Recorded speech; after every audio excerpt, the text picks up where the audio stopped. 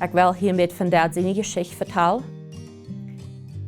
En ik heb hier een beeld van Dad, van mijn dad. Peter R. Kornelsen. Hij is gestorven, hij stierf oktober 2017. En vandaar wil ik een beetje van Dad zijn geschicht vertellen en van zijn history. Een beetje van zijn leven, een beetje van zijn biological familie, maar ook een beetje van zijn familie wat hij adopt heeft. En ik wil de geschichte vertellen, wenn mir dat zijn, de geschichte vertellen en wat mijn grootste ziel is, dat is, ik wil Jezus hooggeven aan dit. En wie kan zo zijn wat God gevierd heeft en geleid in mijn dad zijn leven. En vandaar nog, er is something wat we feilen, wat God van ons wil. En dat je wie terug, wat God gevierd heeft. Ik heb hier een beeld van mijn dad, waar hij door bij de derde staat. En dat zijn ze de dubbelde derde. Bijna derde en dan bij de derde ook dubbelde. Ja, en dat is bij een kinderhospital is dat opgenomen. Maar aan 1932, de 15 december, ganz jene avond, half 8 s'avonds, dan is er een nurse wat aan dat kinderhospital schaf, zij wil uitgaan. En ze merkt de derde op en dan zit ze dort tussen de beide derde, er ligt een klein baby. Een ganz jonge baby. En ze neemt dat baby en ja, dat baby dat weer zeer smak rein, dat weer fijn gekeerd wordt voor dat baby, dat weer smak aangetrokken, smak warm aangetrokken.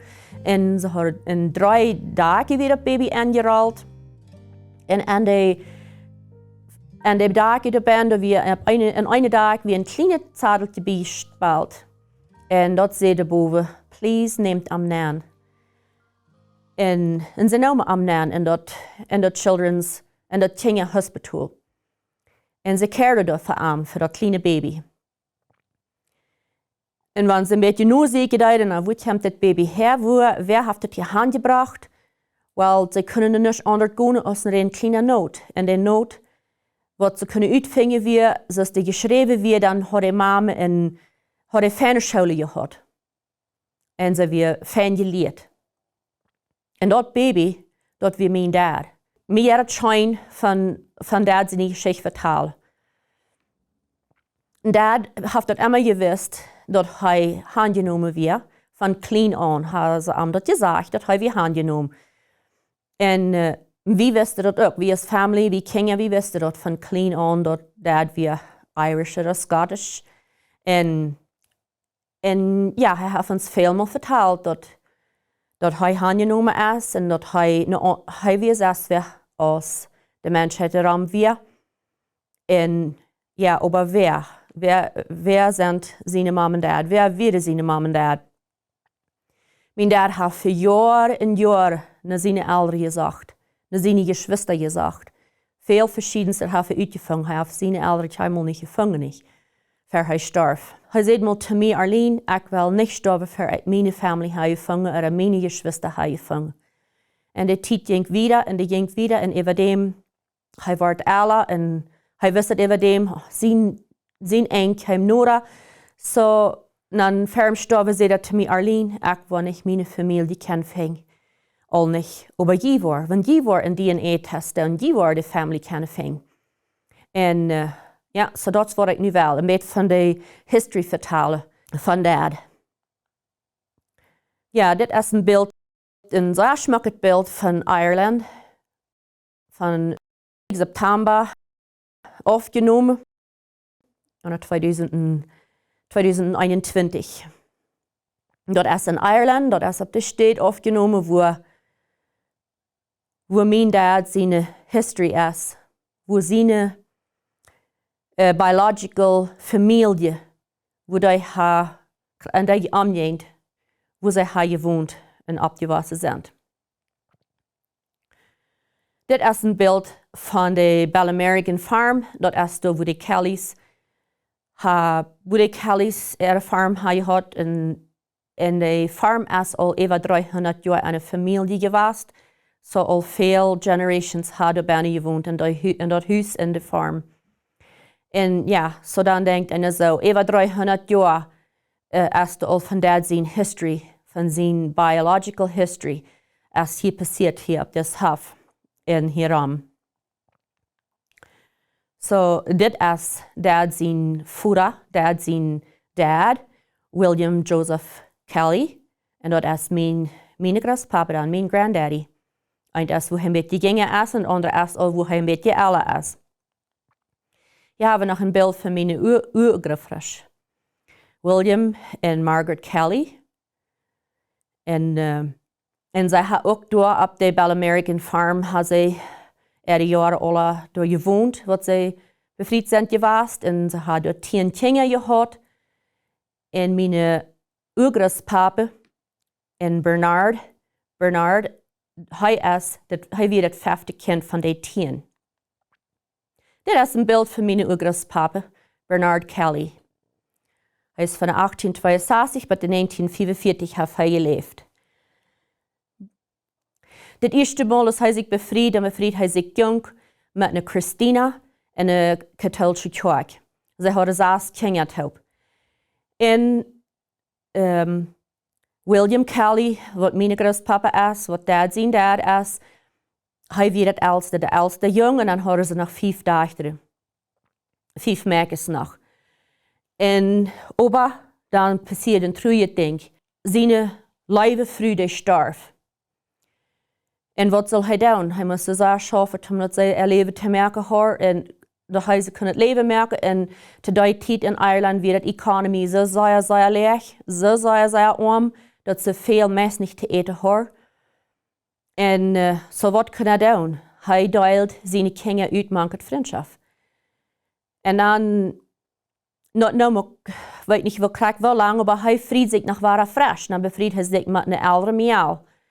Maar die oudere miaal, wat hij zich vriend, dat weer niet gewenst voor de kinderen. Zij wil arm 10 maanden, maar zij wil niet de kinderen aannemen. Zij neemt de kinderen niet aan. Zij deed de kinderen niet fijn behandelen. Zij hadden meest niet te eten. Zij lieten de kinderen niet eten. Zij lieten zich niet zout eten. En de kinderen hadden zeer zwaar leven gehad. Met de tweede mama. En dan, over dem, starf ze ook. Nou worden de kinderen uitgedeeld. Manket vriendschap, manket relatives. En dan ten derde Mal, als Bernard zich ten derde Mal bevried, dan had hij een zeer fijne vrouw. Een zeer lieftoelige, liebende vrouw. Die gleicht arm zeer en die gleicht de kinderen zeer. En die nam de kinderen zeer aan. Ze hielden waren de kinderen taub. En zij gleicht de kinderen zeer, behandelde fijn, bezorgde fijn. Een zeer lieftoelige, fijne mama. Maar dat schode ding weer, zij leeft maar een kortstutje en dan starf ze aan tuberculosis. So dan moesten de kinderen waren uitgedeeld. En manket vriendschap. En de kinderen wassen dat even je eng van haar leven wassen ze op, verstrekt en uit een van de geschwister. En aber William Joseph, mijn grandpapa, dad zijn dad, hij had het verrecht dat hij kon bij zijn grandmama wonen. En daar ging hem dat schijn. Hij gleich zijn grandmama. Wanneer het leven ook zeer zwaar was, wanneer het leven treurig was, wanneer hij moest ook geld helpen nog, maar hij gleich zijn grandmama. En daar had hij nog een schijn dat leven, daar ging hem dat schijn. Hij was 7 jaar. Hij was 7 jaar als hij dan naar zijn grandmama trok, als zijn derde mama dan starf. En dan, aber van een zeer jonge alter, hij was 16 jaar als hij ten Krieg ging. In Ireland weer dat Irish Republican Army, Irish Republican War weer we breken Krieg uit, wenn de Irische Lieden willen mal zijn of ze kunnen Irland zelfs hebben en niet Britten dat rulen deed en ze moesten zo ganz gruwelijk zeer veel tax tollen. En denk het over alle zeer knap en veel van hen weer niet land in die Marsch en dat weer een zeer zwaar leven. En somehow wie ent dort so, nu is het nog, nu waar we dort zijn, nu waar we dort land zijn, op ons te krijgen dat Britten niet meer, dort rulen dat Britten niet meer en dort, ja, we wegnemen en dort, wel dat rulen dat. So, hij dat is 16 jaar weer dan dat hij ook im Krieg gaan. En hij deed het uit een vrije wilde, dat we niet dat hij moest, maar hij wil. Hij had gewild zum Krieg gaan. Daar gingen duizenden en duizenden jonge mannen en jongens gingen zum Krieg vanuit de country, van op een farm. Wat op een farm weer opgetrokken. Maar wanneer ze willen zijn dat het erland wordt, dan willen ze met zum Krieg gaan en die willen ook, de jongens die willen, en de jonge mannen. Maar dat we niet dat we een zeer harde Krieg. De British terrorist police force, die werden zeer hard, zeer bijz. Britain had tot die tijd, Britain nog 6 uur ook nog wo de soldaten hadden, 6 uur die nog een Krieg hadden, so ze hadden really niet soldaten te hinein geven in Ireland. So wat ze deden, weer de ganz oorste moorden, verbreker en de ganz oorste, kalste, hardste mensen. Die leiden ze uit de gevangenissen uit en zeiden, oké, die gaan de soldaten in Ireland schaffen. En daar kunnen ze erachter uiteiven. So, dan die Britten bieden duizenden, 10.000 op eenmaal en dan jeder maand immer nog duizenden meer en honderden meer en immer meer uit de gevangenissen uitnemen. En dan dat die kunnen gaan en merken al die jonge country jongens daar, brengen die daar aan. En dat zij weer het land aannemen. De soldaten worden black and tans genaamd, wanneer dat weer zijn uniforms weer. Die werden zo hard en zo bijz, die verbranden aan de uniforms, die arntes en verplunderen de huizen, en de stad verplunderen, alles wat ze kunnen verplunderen. En zij melken mensen dood en nog veel dingen, veel eier. Ze worden veel de jonge mannen en de jonge jongens opgepikt bij de pick-up box vol. En dan worden ze voor zijn brieven gevoerd naar de ditch voer en die dan gesmeten en die alle doodgeschoten. En zo hadden ze bij de duizenden en duizenden doodgeschoten. En ze worden dus William Kelly, mijn groospapa, ook gekend. Maar God had wat bijzonderd en plan voor zijn dad. So, met de tijd dan kwam William Kelly, mijn groospapa, hij had nog veel soldaten van Ierlandse soldaten hingen aan wat hij een groep leidde deed. En eventually kwam hij in de wanted list dat ze hem zachten dat ze hem willen. Dat ze hem willen vastnemen. En vandaan is hij veel en versterkt geweest. Hij heeft veel gedaan voor zijn leven. En veel verschillende steden waar hij dan, manchmal wordt hij aan een nacht op meer verschillende steden zijn geweest, omdat ze hem niet kunnen coveren waar hij weer. En hij had in de area bij 20 huizen waar hij allemaal zich wil versterken deed. En op een stad, wie hij dan am stal geweest en kwamen ze ook daarheen en nu die moet hier zijn, William, die moet hier zijn en die werden ook. Plus ze hadden zoveel strouw aan de non gestärkt, dat het niet te zijn wie dat door de weer en schließlich gingen ze er weg. Aber Duizenden werden angebracht. So, aber in dieser Zeit, wo William dann op een wanted list weer dat ze hem willen vastnemen, over al die tijd dan starf zijn grootmama. Zijn grootmama wat hij zijn leven had.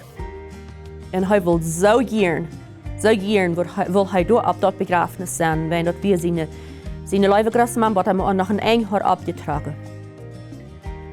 Aber hij wist dat we zeer gefährlich, want hij dus dat zo naar op begrafenis wordt doen.